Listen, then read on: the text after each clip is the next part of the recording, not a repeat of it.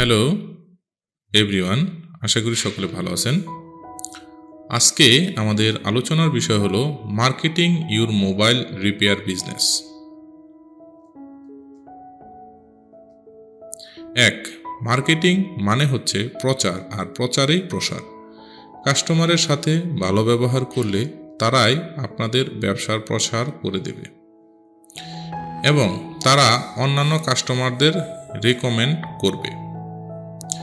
আপনি যদি এই মোবাইল সার্ভিসিংয়ের বিজনেসটা একটি চেইনের মতো, আপনি যদি একটি কাস্টমারকে হ্যাপি করেন, সেই কাস্টমার আপনাকে তার আশেপাশে তার ফ্রেন্ড সার্কেল, তার আত্মীয় স্বজনদেরকে রেফার করবে যে একটি ভালো টেকনিশিয়ান কিংবা একটি ভালো রিপেয়ারের দোকান আছে যেখানে গেলে আপনি রিপেয়ার করতে পারবেন, তারা বিশ্বস্ত, এই ধরনের সে আপনার মার্কেটিং করবে।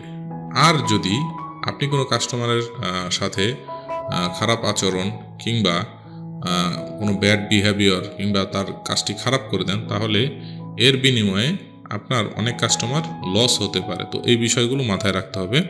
কাস্টমার হলো আপনার প্রচারের সবচেয়ে বড় মাধ্যম। 2. অনলাইনের যুগ। এখন অনলাইনের যুগ।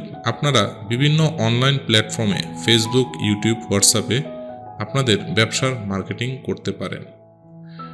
এখন যেমন ফেসবুক অনেকে পোস্ট করে, হোয়াটসঅ্যাপেও আপনার বিভিন্ন গ্রুপের মাধ্যমে আপনি আপনার ব্যবসার প্রচারের জন্য আপনি মার্কেটিং করতে পারেন।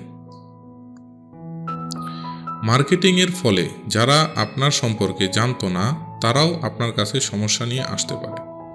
আপনি যদি ফেসবুক, ইউটিউবে প্লাস বিভিন্ন এলাকা ভিত্তিক যে ডিশ চ্যানেলগুলো আছে সেগুলো যদি আপনি অ্যাডভার্টাইজিং করলে আপনার দেখতে পারবেন যে যারা আপনাকে চিনে না, এই ভিডিও দেখার মাধ্যমে কিংবা এই প্রচারণার মাধ্যমে তারাও আপনার কাছে সমস্যা নিয়ে আসবে।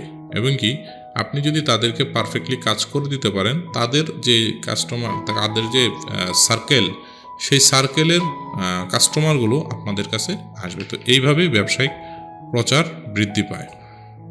4. আপনার প্রতিষ্ঠানের নামের লোগো ব্যবহার করে আপনি মার্কেটিং করতে পারেন। যখন আপনি কোনো পোস্ট করবেন, আপনার লোগো, প্রতিষ্ঠানের লোগো ব্যবহার করে আপনি পোস্ট করতে পারেন। ইভেন আপনার দোকানের নামে শপিং ব্যাগ করতে পারেন, যে আপনি কোনো প্রোডাক্ট বিক্রি করলেন, সেটা আপনার লোগো ব্যবহার করে একটি ব্যাগ তৈরি করলেন। সেই ব্যাগ দিয়ে আপনি যখন কাস্টমারকে সাপ্লাই দিবেন প্রোডাক্ট, সে কাস্টমার কিন্তু ওই ব্যাগটি নিয়ে ফেলে দিবে না, সে ওই ব্যাগটি বিভিন্ন জায়গায় বিভিন্ন কিছু ক্যারি করার জন্য ব্যবহার করবে। সেই ক্ষেত্রে আপনার প্রতিষ্ঠানের সুনাম বৃদ্ধি পাবে এবং কি মার্কেটিংয়ে এটা আপনার খুব হেল্প করবে। এছাড়াও আপনি কাস্টমারদেরকে বিভিন্ন কিছু গিফট করতে পারেন আপনার লোগো ব্যবহার করে, যেমন কলম গিফট করতে পারেন, চাবি রিং গিফট করতে পারেন।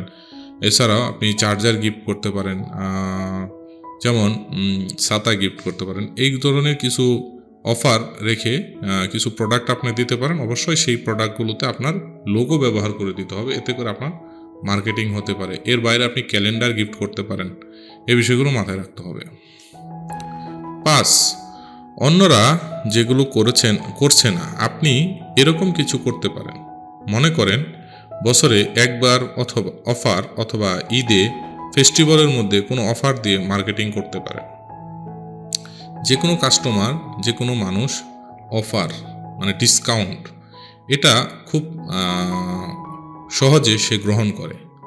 এটা মানুষের একটি স্বভাব।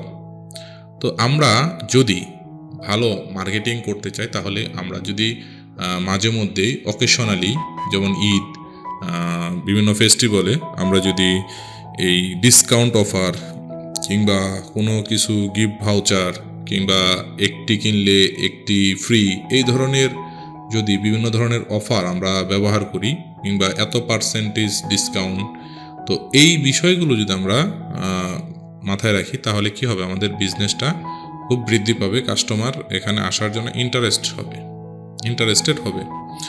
তো এই বিষয়গুলো মাথায় রেখে আপনারা বিজনেস করতে পারেন।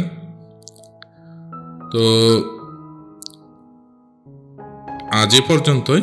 আমরা পরবর্তীতে আপনাদের জন্য আরও নতুন কোনো টপিক নিয়ে হাজির হব। ভালো থাকবেন, সুস্থ থাকবেন।